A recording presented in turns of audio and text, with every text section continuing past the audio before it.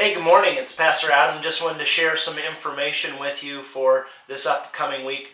First, our scripture verses for this week come out of Ezekiel chapter 37, verses 1 through 14, Psalm 130, and Romans 8, 6 through 11.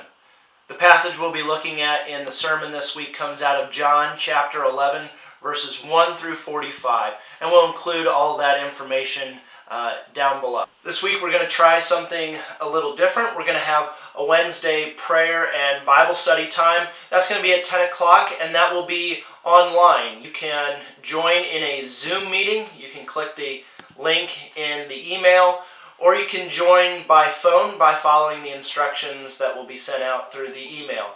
We'll be looking at our passage out of Ezekiel during that time, so you can read ahead and start to gather some of your thoughts for that Bible study. It's a chance for us to connect and share together in prayer, but also as we continue to grow and study during this time. Let me just start by sharing some of my own thoughts on some of these passages. Both the passage out of Ezekiel and out of John speak about resurrection. I know it can be hard to think about resurrection maybe when Ezekiel's in the valley surrounded by bones, or Mary and Martha and Jesus have just laid their friend in the tomb. They're grieving. It might be hard to think about resurrection. And yet God sees something different in those situations. The potential for new life. I know it's tough to have life changed so dramatically. The Alm family is ready to get back to school, get back to work, get back to being with you, to worship with you, to serve with you, to grow with you. We're looking forward to all that.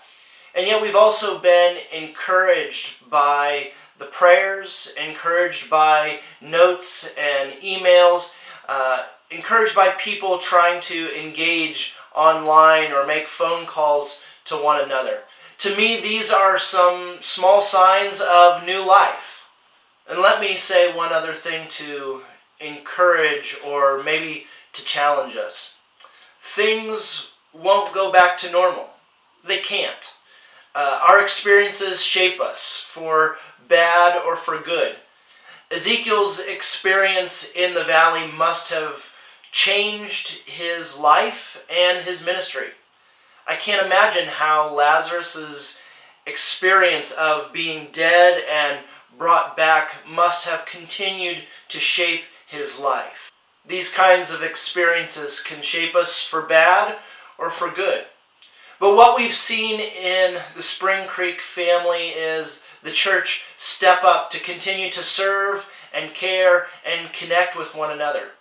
People have been extremely creative and imaginative in continuing ministry in different ways.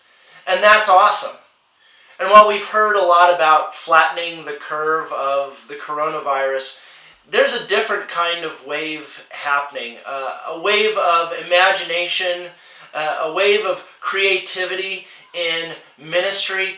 And I hope that that wave just continues to grow as we reach out to one another, as we continue to grow and share and serve connected by Jesus.